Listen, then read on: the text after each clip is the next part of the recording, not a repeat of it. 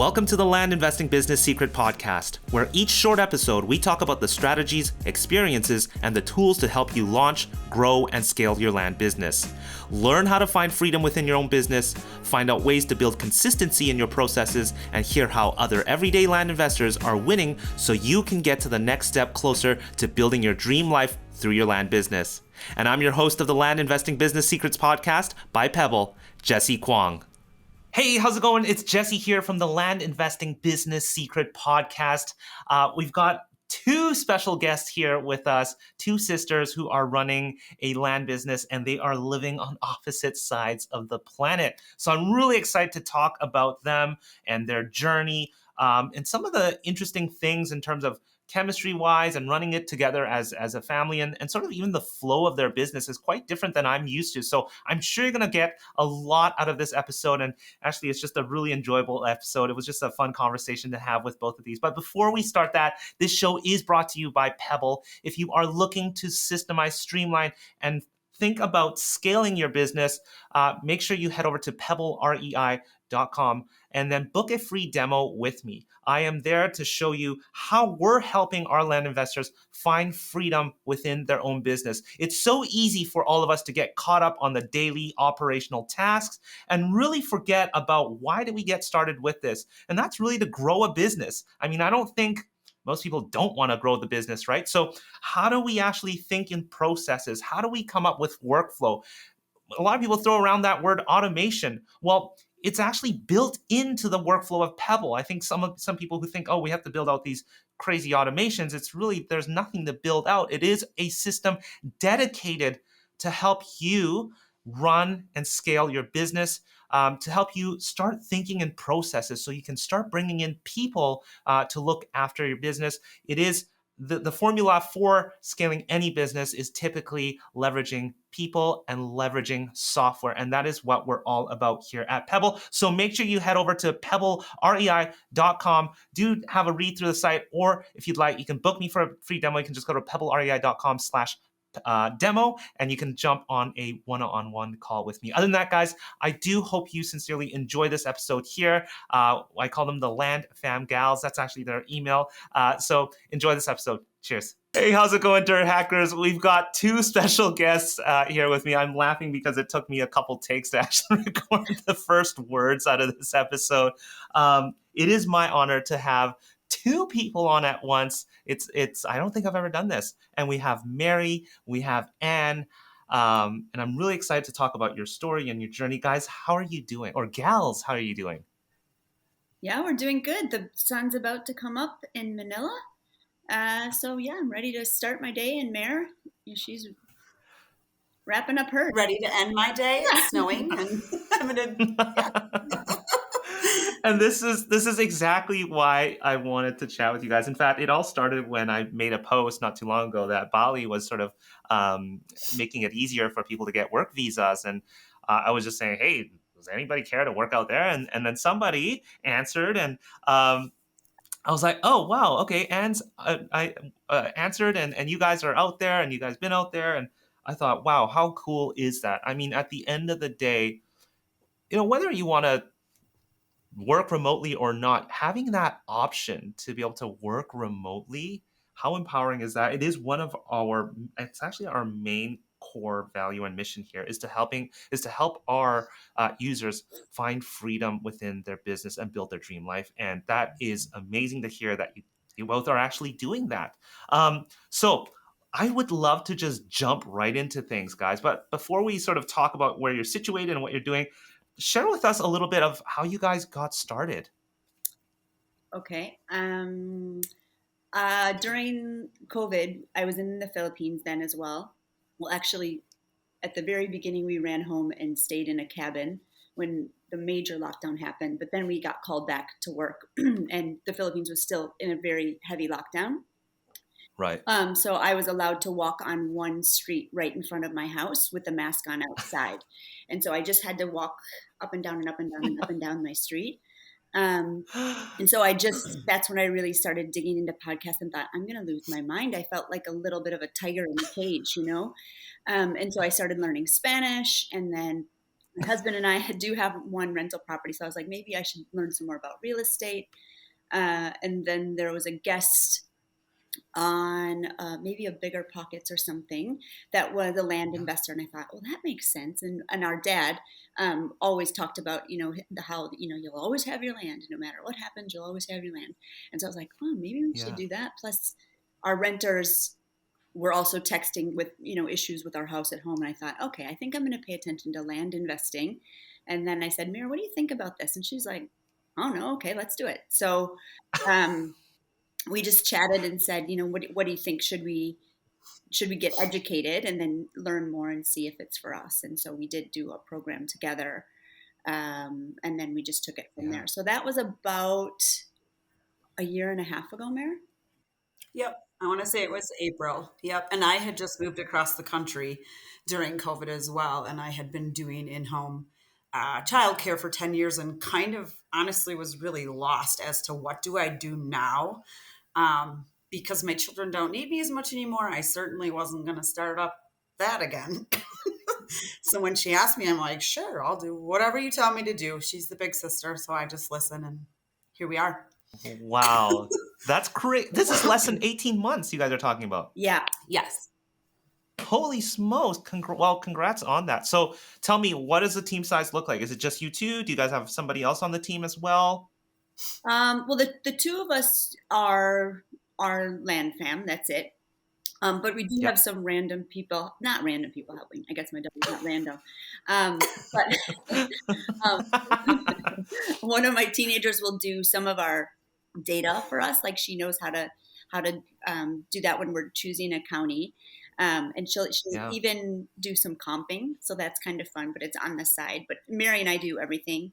Right on. From the beginning, though, we've always bought larger valued properties so that we could use a realtor on the disposition side, just to simplify everything. So we've never done a self-close or anything like that. And I think our first deal that we bought was 25. We probably shouldn't have paid that, but we were excited. Yeah, no. We just wanted to do the work. Yeah, and I was even in Denver at the time. Was I in Denver when we got that call? You were coming, I think. Okay. Yeah. So I think we made like $3,000 or something. But right from the start, we started out using realtors. And right from the start, the realtors were the ones that said, girls, don't be buying stuff if I haven't had a look at it. So we're like, okay, note to self, boots on the ground. Okay. So you guys I guess your realtor is part of your team as well then? Yeah, well, actually we got rid of him because he was a little bit of a deadbeat, but now you know how to go about it. Yeah, we do. And we're trying to build, actually Mary and I were just talking about that this week, that we do want a longer term relationship now that we know which area we're in and we want to kind of stay there for a while. And so moving from transactional to relationship with a realtor is something that we're currently kind of struggling with making ground slowly. Sure. So entrepreneurial, I mean, the world of entrepreneurship, I guess, is brand new to both of you then? Yeah. I mean, kind of, I would say yes. Like we've dabbled, we've done like little tiny things. Like when I lived in Malaysia, sorry, my earphones are way too cold. When I lived in Malaysia, I did a little girl embroidery dress business, and I flew to Vietnam on the weekends. So that was okay. Then I moved out of Malaysia, so then I wasn't around the corner from Vietnam, so that was the end of that. I don't think there's not much else I think we've always wanted to, and we have the idea, but we never took the leap to do it because it's scary, especially for me in the United States. It's we got to pay the bills, number one. And also time. Just doing everything in a day, cooking, cleaning, laundering, working. Yeah. So we've always thought about it. We just never pulled the trigger until now. Yeah. And actually that's kind of the benefit that I would say that I have is that I have the gift of time. Because when we live in Asia, which we have now for 23 years, there are people who are cleaning our house and driving our car and cooking our dinner. So even though I have a full-time job, when I come home, I really can, take an hour or two to do a little bit of land business while I can smell the the dinner smells coming. Yeah. That Not is fair. amazing. I'm really tempted to talk a little bit more about that. But before I get there, Mm. you guys are sisters. Like, I mean, there are inherent. Well, you know what? I'll let you sort of tell me about it. I mean, how did you guys know you wanted to do this? I mean, to pursue a business together, and a lot of people actually. I mean, this can be a huge plus or a huge not plus for some siblings and families. So, how did you guys know to approach this as a family thing? How you know? And I guess you approached Mary. Is that right? So, how did you know to approach Mary about this? Well, this will probably some of your listeners will know about the group that I was listening to. There was definitely a partnership, and one was strong Yeah. in data and one was strong with people skills. um, and so I would say that, I mean, anyone who knows us knows that Mary is the fun one and the one that people like and invite to the parties. And I'm like the like more nerdy research person. I mean, Got I you. can dance, She's the brains. but I'm the party. yeah, the brains at the party. That's super fun. Yeah. Um, And, and in terms of chemistry, you guys just knew like you would. I mean, having both sides of the brains, I guess, covered the left and the right here. But how did you guys know you would have the right synergy to start something up together? Was there well, sort of some things that you we tested, did. or you just like, you know what, we're going to go right in? Yeah, we just went right in because, well, first of all, I had too many hours in a day in the extreme lockdown, so I could really throw myself into doing a ton. And Mary was still really busy at home, so I was able to set up a lot just because of the time that I had with COVID. And then Yeah, we told ourselves that we will not let ourselves quit for 2 years. Like, we're going to do it, and we're going to I love really, that. I mean, we're not going to give it our all, we're not going to quit our jobs or anything, but we are dedicated to deciding in 2 years, is this for us? And so Yeah. this And I would definitely go ahead. Sorry, Ann. oh, I was just going to say, when we were in Mexico this summer, we kind of looked and we're like, okay, we're still doing it, and we're like, yep, we're still Yep, doing we it. And got then we that. would, like, go get a Coke and a taco, and then we would talk a couple land deals, and then it was really fun. Yeah, it was. And I definitely, love I that. would say just um, we just really are pretty opposite.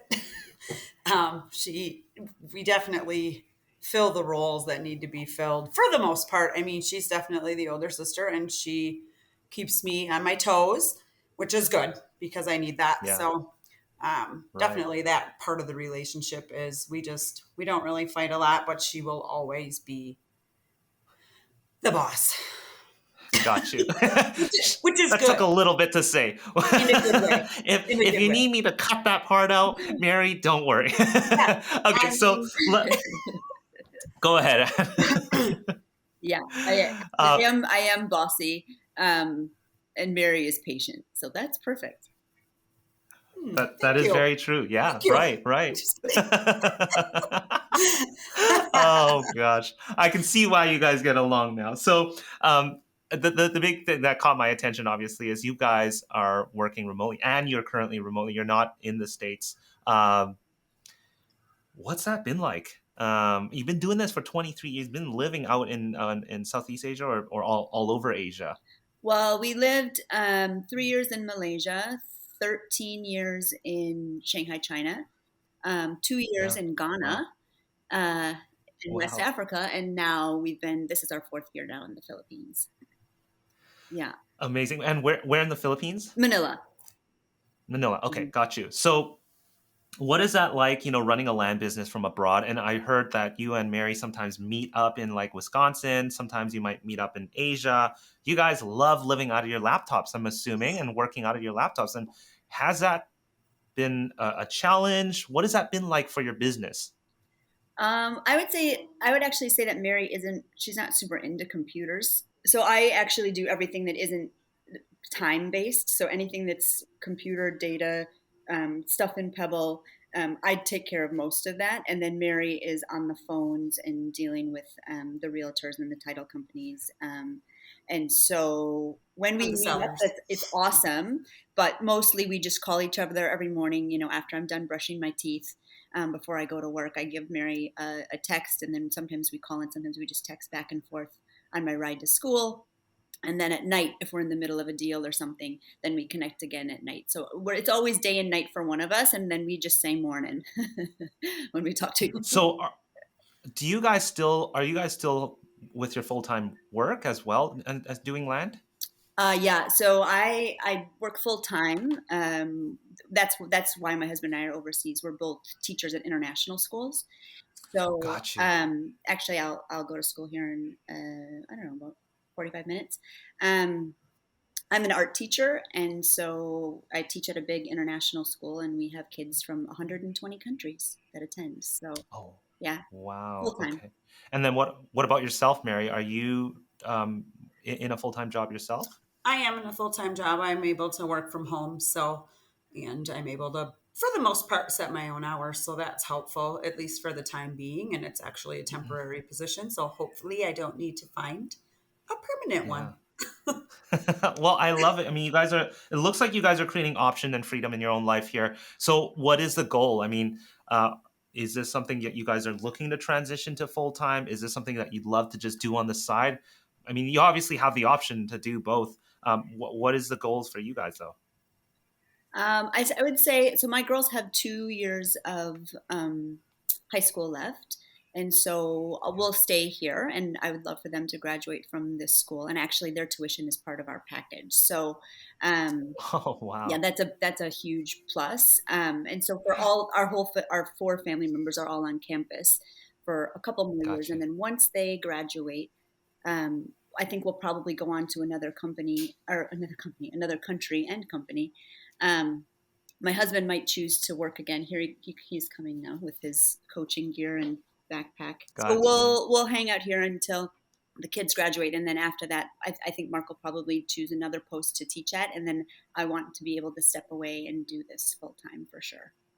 I know you're enjoying the show episode so far, but I wanted to let you know that if you are looking to build or scale a serious land business, perhaps a six-figure second income or eventually a seven-figure land investing empire, Travis King's company Land Investing Mastery has the most current and innovative education in the space. Travis goes beyond the traditional microflip that you might be familiar with and shows you how to 10x your deal size and execute on strategies like subdividing, portfolio takedowns, land sniping. We're talking six-figure per flip strategies. If you're getting your education from someone who isn't actively investing, you're more than likely going to hit some plateaus as you try to scale. If you want to learn how to avoid the saturated red ocean markets, skip over the small stuff, and learn how to become a boss land investor, then Travis is your guy. Travis has completed nearly 1,000 coaching calls in the last 2 years that I've known him, and he has his pulse on the market. He will tell you, though, Land Investing Mastery is not a factory. They're a boutique agency built on transformational, life-changing results. You see, I'm in a really unique position, and I really mean what I've just said above. In fact, I get to speak to a lot of investors from all sorts of different education, training, coaching background out there, and I get a very good view of things from all the one-on-one demo calls that I've done. Now, you may want some social proof. Head over to pebblerei.com/Travis and check out Travis's wall of love on his testimonial page. And while you're there, you can also learn more about Travis's training programs and his exclusive mastermind. So simply head over to www.pebblerei.com/Travis for more information.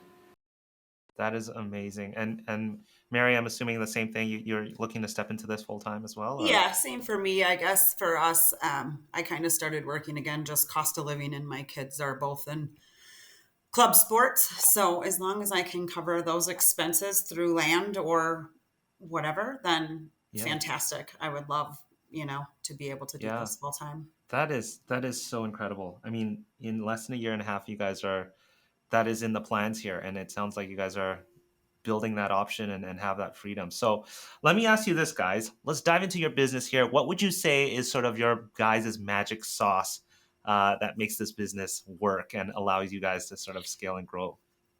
Well, I think our magic sauce is that we have so much fun. I mean, like we're really we banter a lot with each other, but I think Mary just also really enjoys the sellers. Our dad was quite a character. He's passed on now, but he was like the original Grizzly Adams. And so whenever we're talking land, we do it with this really thick accent that we're accustomed to. So when I answer the phone, if I say yellow, that means like we're not talking about life or sister, anything. Like we've got land talk. And if it's hello, then it's a normal conversation. But I think Mary also just has a really big respect for the sellers and their stories. And so we make up our own stories and we just really have fun with it. We do. That is incredible. And It just sounds like you guys, communication, I would say daily is important. Like the yeah, magic sauce is at least touch base and Yeah. kind of go from there. Yeah. yeah. And it sounds like you guys definitely have a chemistry going on here. Uh, Other than within, let's say, the actual business Yeah. itself, are you guys mentioned you're targeting larger properties? Was that from the get-go, and has that changed now? Yeah, I mean, from the get-go, we've always been above 5 acres, and always property values where our offers are like, in the between, let's say, 15 and 30 or so. Yeah, And then always hoping, to double our money. Uh, yeah. and I think we'd love to go a little bit bigger. Um, yeah, I mean, I kind of just Now that we have the routine down, I feel like, and we know all the steps Mhm. and the process of, finding a realtor and dealing with a title company. I mean, some of that stuff for me is not something we'd ever done before. Right. And Right. so now that we know that, it's like, all right, I feel like, okay, let's go bigger. Yeah. Like now we know the steps. Yeah. Right. And, Right. and Right. we feel confident in investing. Like I want all my capital working, right? So I have Yeah. funded a few deals, and right now I feel like we have money in the bank, and that bothers me because obviously we set aside. We do profit first, so we have all of those accounts on the side, but our Yeah. our OpEx money is just um, set aside, but we're ready to invest. And so now we just need a couple more good deals. Actually, I just texted Mary yesterday and said, I want to buy 2 more this year. So we gotta do it. In December, I'm going to New Zealand for 3 weeks, and I don't really want to work then. So I would love to get them before we go to New Zealand. I absolutely love the freedom that you just carved for yourself. Anyways, for those of you guys who just heard Anne mention about Profit First, I did do an episode on that. I don't know the episode number. Just head back to the podcast, search Profit First, and you should be able to find that. Now, you guys are mentioning you're doing larger properties. Can you share with us how many deals you're doing a month, if you're Um, comfortable with that, oh gosh, on average? there's no month is ever the same. I can't say that we've gotten like a solid deal flow. And just Yeah. kind of with the rhythm of our life, we sort of like ebb Right. and flow. So we kind of hit it hard with mailers this fall, and then we Yep. both want to take a break for Christmas. Because I mean, I really, it is about balance for me. And I want to spend the 3 weeks hiking with my kids and not really freaking out about stuff. And then we'll come back and hit it again in January. So ours is more like seasonal, and then we kind of took the summer off too. We were I traveling, love and that. but how many a month? I don't know that. Yeah, so we can't really answer that. I That's think totally fine. this year we have done about 8 deals, and they're all a little bit larger. Not Yeah. larger. That's not. And larger's relative. Larger than like start though. Yeah, Yeah. yeah. Right. And I think we Okay. would like to keep doing that. Fewer deals with Yeah. bigger And larger numbers, deals. um, Yes. and then Right. also doing a bit of funding. And then now actually we're looking to build our own bank of funders, and kind of talking to friends and family and deciding what our terms would be and how to get Sure. some creative ways to get money. So I love that. This is really interesting. You guys are approaching it, with a sort of a seasonal approach, and I love that. I mean, you work intensely and take a break and come back to it. You have that option to do so. Um, Walk me through that. Are there any challenges when you sort of put yourself in that position in terms of having to revamp things to get things up and running? Mary, are you sort of like keeping a rhythm of things? What's going on behind the scenes, especially when you guys are taking time off? Because you're not truly always taking time off, I would assume. But well, if you're going hiking for 3 weeks somewhere, you won't have internet connection. So maybe you are taking actual away time from the computer. Can you guys tell me a little bit about that? Yeah. I mean, and I think um, she does a good job. Like when she's on her vacation, she's never really taking a break, but she uses like an hour in the morning because her girls are teenagers. And so Right. she'll do an hour in the morning, and usually we're able to connect a little easier on the breaks because she's not in school. And I don't know, we just kind of sometimes we're like, all right, we got to get back in this, and we'll set up our meetings a little bit more diligently, I guess. Like, okay, nope, we're zooming, not just chatting quick, and actually looking at stuff. It might be once that week, but other than that, we do take a break. I mean, Mm-hmm.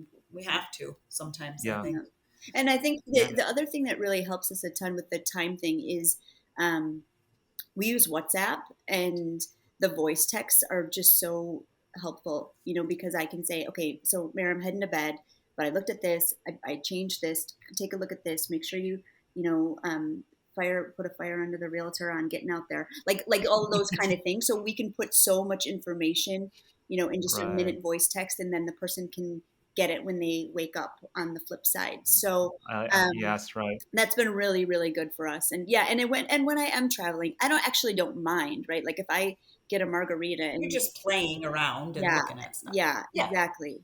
Yeah. It's okay. It's really interesting. So you guys are sort of using a lot of asynchronous communication, and actually, our team here does that exact same thing. We're scattered. Both Kevin and I were in opposites, kind of like you guys are, and in a weird way, it kind of gives you guys a little bit of space to do what you need without getting in each other's way. Do you guys ever feel like that? Like, cool, when I'm up, like this is done, and I'm gonna do this now. And do you guys ever get into that kind of emotion? No, I would just say we both kind of know where truly she's getting off to school and I'm picking Yeah. my kids up from school. Yeah. So literally though, it's like, okay, yep, once I get dinner done and send my kids to whatever, Right. Yeah. And go I take a mean, it bath or is whatever. definitely that too, passing the torch, right? Like Yeah. Yeah. we just kind of go back and forth, and our Yeah. jobs are really different, but we rely on the other person. So there is that window of time, the Yeah. 12 hours or whatever, where I say, okay, here's what we need. And then Mary does it. And then she'll say, here's what we need. And then I do it. And yeah, Yeah. it does seem to work quite well that way. Yeah, I think if you can figure out that rhythm and cadence, I definitely think it can work. I will let you guys know. I use with some of my team members because again we're scattered all over the place. We use Voxer and it's just a walkie-talkie. Same thing, asynchronous, and we do WhatsApp. Oh no, we use Slack. Sorry, but if those of you guys are listening, have a team like that. I love voice communication as well. So WhatsApp works well. Voxer works well. That's with a double X. So do check that out. Let me ask you this, guys. What is your sort of, do you guys have sort of a business freedom hack, or is there any hack that you guys sort of have in place that makes this business work? I would have said probably with WhatsApp is a good hack for you guys. You guys, do a lot of voice asynchronous communication. Is there anything else that you guys do to make this run smooth here? I mean, I think one of our hacks is keeping our overhead really low, so Mm, that we can have a lull in the business. And then we know that if we aren't mailing that month, the expenses yeah, aren't so much that we have to really worry about it. Um, yeah, so I think really being, strategizing what tools do we need and making sure that we don't have tools that we don't need, yeah, is really important for us, and deciding which ones are worth the expense. And actually, Money. and Yeah. our Pebble has been really important for us now that we do have just, our deal board is more full, and we do have to communicate asynchronously. That's been worth it. And then Mary's really brave, and so we got rid of Pat Live and all of that, because she's like, I don't care, I'll talk to anybody. And if they're angry or whatever, What do you do? she's pretty good at, just, okay, sorry, sir, yeah, let me take a look at that. I just turn on the Uber accent. Everything's gonna be okay. Jeez. Yeah. Oh my gosh, you guys are hilarious. I'm Well, sorry. you're gonna love this, Mary. I don't know if you hear, but the phone is gonna be baked into Pebble directly, and texting, email. able to conduct all of that under one roof on one centralized platform. So hopefully Oh, it'll bring you guys even more closer. Anyways, what about in terms of experimenting? You guys saying you guys are looking to get into bigger properties. Mhm. You got, obviously have a confidence to do that. Is there something you're doing with those larger properties? Are you forcing appreciation on those properties? Why bigger properties? I mean, aside from the obvious, bigger profits, but anything you're doing different or you're trying? Well, we tried. We definitely tried, but failed on our first attempt. We thought we maybe had a minor split that was really going to work out for us. Mm, And so the it's a neighborhood all around it. I think it was about 11 acres, and all the houses around it were on 1 acre, yeah. and it had 3 access points. And the town is growing. So they're all signs pointed to yes, until we started to look at the slope, and then the back of the property was quite sloped. So then the access was really just along those roads, and then one of the roads, yeah, it's access, but not. It's pretty sketchy. Um, we haven't we haven't dropped the deal, but we Yep. definitely cooled on it. And then this is kind of one of the ones where we need somebody to really get out there and dig in and take a look. And Mm, so far everybody's parked their truck and said, well, here's what I see. And but what really, I think if we had somebody who was in it with us, we'd be able to know more and make a better decision. Luckily, the seller is quite patient. Um, mm, but we would love it. We would love to take on a subdivide. Um, and I think that would be another experiment, because we'd want to use a funder and we'd want somebody who had a little bit of experience, right? So their funding yeah. and their knowledge would be enough for us to kind of get our feet wet in doing it. But I'm not sure that this yeah. is I feel like possible. we're willing to lose money Mm, the mm. first time. Not lose money, but not make as much money to have somebody teach us. I love that. Yeah. You I know what I love that. mean? Like we That aren't payoff is being, almost much larger than the yeah, it's profits like, okay, itself. we'll pay you whatever percent because we Yep. don't know. And then in the Yeah. future, we can hopefully do it on our own. Yeah. Right. So I think that Right. part of it hopefully pans out in the long run. Yeah. Yeah. Yeah. So coming back to you guys, you guys have other work that you're involved with. How many hours do you guys each spend on land, actually? This kind of gives us an understanding of how much do you actually put in with the kind of margins you guys are making. Mhm. Yeah, in general, both of you guys, Mary and Ann, how many hours are you guys spending on a daily basis? If you are working, I understand that you do step away though. Yeah. Yeah.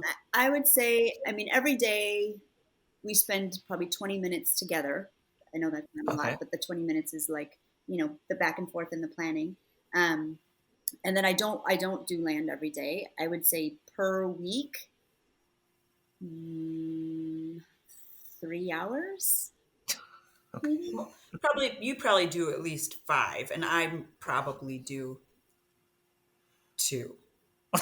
Unless, but I mean, just like because it depends on I if we thought it have would a be deal or more not. or something. Yeah, I mean, well, she does really like the data, the data stuff, and You more guys are putting spreading. on like the biggest flex right now. Like, yeah, guys, we spend about 7 hours a week, maybe sometimes, and Maybe. Yeah. we make fat profits off of it. I mean, I here's mean, the I don't. thing. It depends. Like if we Yeah. have mailers coming in, I mean, I could spend. If you, I mean, I could spend an hour on the phone with 3 different Sure, people, and then sure. report back to Anne, and we meet for. Right, That might be a night that we have a meeting for an hour Yeah. or right, more. And then right, Yeah. the right. next week, if we aren't getting, it depends kind of just on the phone calls, or if I have to call the county, or I'm trying to chase down a realtor, Yeah. Right, right. So Got you. Yeah. I'd I mean, say three to I think, five yeah. And it's hard. I think average. it's a hard question for us, just because we really are on like a seasonal Yeah. ebb and flow. And there are definitely times where I'm Wow. like, Mary, get home from the barbecue, because we got to do this, get your ass home, and And so, I'm like, yeah, and I need the barbecue. and then she's like, well, I had a cocktail. So are you sure we need to do this now? Oh my gosh. So I Oh, think that's why it's probably a hard question for us to answer. Is it sure, is it's sure, really like, we kind of know what cycle we're in at the moment. sure, sure. And let me ask you this: how, if somebody wanted to get into remote, I'm going to wrap it up here, but if somebody wants to approach working remotely the way you are? Is there anything that they need to keep in mind? Now, I know you've got somebody at stateside, you got your sister stateside, but any sort of lessons that most people who don't know maybe want to pursue working out of a jungle, working wherever, anything they should keep in mind about that? Yeah, we actually, our first year, we would have been way better off if I had done the in-person verification for our business bank account. Yep. And I didn't do Yep. that. And so, but by the time I left the country, we couldn't open it, and there was no way around it, and they wouldn't settle. Yeah, we thought there was a Chase and there wasn't. And Yeah, and the Chase here wouldn't communicate with the Chase there. And so I think making sure that if you are going to, if your business is based in the States, even if you're not from there, when you're there, you do have to do a few things in person. And one of those Yep. is setting up your business bank account. I think all the LLC stuff can be done online. Yep. But definitely the banking piece was a big Yep. hurdle for us. Yep. And yeah, she then, had her father-in-law running around like like getting money like to like our personal like. Poor guy. it was bad. Yeah, that was Christmas Eve. That was Christmas Eve. And Yes, it was. I You're was, right. It was. Yeah. I was in Yeah. Boracay, and in like a beautiful little, hotel, and I'm trying to like go in the corner because it's like, midnight and the kids are sleeping and my husband's sleeping. I'm like, John, you gotta go to the bank. You gotta get some money. So And John's deaf. and John's deaf, so I Oh. kind of got I mean- help. Yeah. Oh my Yeah. goodness. You know what? Funny enough, you just said Pebble is actually moving to become an American company. We had to do the same thing. And, me and Kevin had to meet up in San Diego. We just did the same thing. So yes, huge advice there. If you're opening up a bank account, you should be there in person. We both had to do that. But what about on an operational basis? Anything that anybody needs to keep in mind? But I know most of the time nowadays, our laptops can pretty much do everything, but any other tools or any other thoughts in terms of, having to be overseas that, this will probably make life easier if you're approaching to do this remotely. There's an app that I use a lot, and it's a time zone app, especially if you Yeah. have to do a meeting like this where we're in 3 different time zones, and you can put in Yeah. your time zone and then the other 2 places or 3 places or 4 places, and it tells you what time Yes. it is for everybody, which is super important, especially because everybody's time is really valuable. So if you've said something's going to happen, you need to make sure that with daylight savings and the Yeah. 3 different locations that that you're really going to be there on time. Yeah, Yeah. it definitely matters too. Like I'm in Colorado and I'm calling Tennessee. And when I was working not from home, I would have to literally, I'm like, I'm leaving early. I have to make this phone call Right. before Tennessee closes. And they close, relatively, the county closes at 4. Yeah. Right. And so right. you got to be, and you don't want to catch them. If you want help, you don't want to catch them before they're walking out the door. Right. Like, Exactly. so things like that, like just really kind of being aware of where you're calling and who you're calling and what time it is. And It's funny. scheduling your day, because there are tasks that aren't tied to time, and there are Yeah. tasks that are tied to time. So just making sure that Right. when you do map out your day, that that can happen. I love it, guys. Final question here for you guys. I know you guys are both Pebble users. How has Pebble helped you guys? If it's helped you guys, I'd love to hear a little bit about that. I mean, I think for I do the mailers and everything with that, and so for me, being able to have all of the seller records directly tied to the CRM is so helpful, because before, the way we were doing it before, it was a separate Excel document and a separate program, and then bringing it in, and so that's a time saver for us. And then also, when we have that lead, being able to go back to that mailer and having it linked is great. I also we use MapRight, and so I like being able to upload the KML files from MapRight to change it in the map box.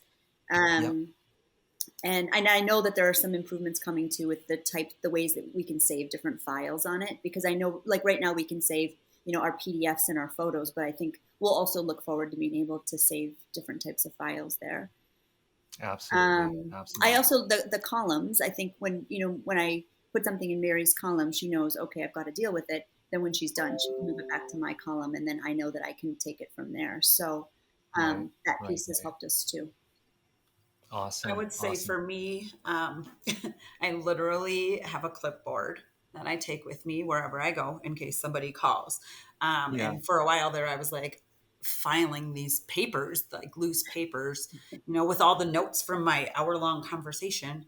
And now putting them, and I'm getting better at it. I'm trying to get better at it because really I was just fine with the paper because half the time I might not be home when they're Right. calling, but it's nice to put all the notes in one spot and not have like literally a file cabinet full of loose papers that are, dead, and these are warm or cold, and really they're all over Right. my desk, Right. so Yeah. that part of it is nice. With, like you said, the columns really seem to help me, and sometimes too, I'm not kidding, we had like a cherry road and then a cherry lady and a Larry and Yeah. I'm like, who are we talking to today? Like, I'm not kidding. I know we'd So be just like, keeping it. is this a Cherry or a Larry? What's going on?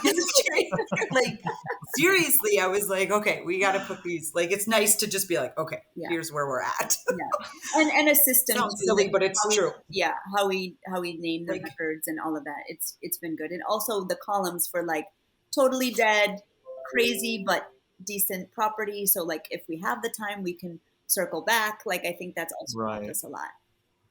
Well, there's definitely going to be a lot more rolling out, addressing some of the things you mentioned. Listen, Mary Ann, it's been hilarious chatting with both of you guys. I can't imagine what your day-to-day conversations are like, but thank you so much for coming on to, again, share about your guys' experience, and congratulations, less than a year and a half in, and finding freedom the way and having the options to do the things that you guys want to do. I think that is truly amazing, and we're super grateful to even be a small part of that journey that you guys are both on. But once again, Mary and Ann, thank you for coming onto this show here. Yeah, our pleasure. Thank you, Jesse. All right, guys, I'll see you soon. All right, see all right, you. have a great day. Bye. Before you stop this episode or hit the next episode, I want to personally thank you for listening to this episode of the Land Investing Business Secrets podcast by Pebble. If you found this helpful, we greatly appreciate any awesome reviews and ratings on whichever platform you are listening to this on. And if you have 2 minutes and wanted to step it up even more and help others, feel free to share this in other Facebook groups or pages or any communities, giving others a heads up of the Land Investing Business Secrets podcast or the specific episode that may help them on their land investing journey. Once again, thanks so much for listening, and catch you on our next episode.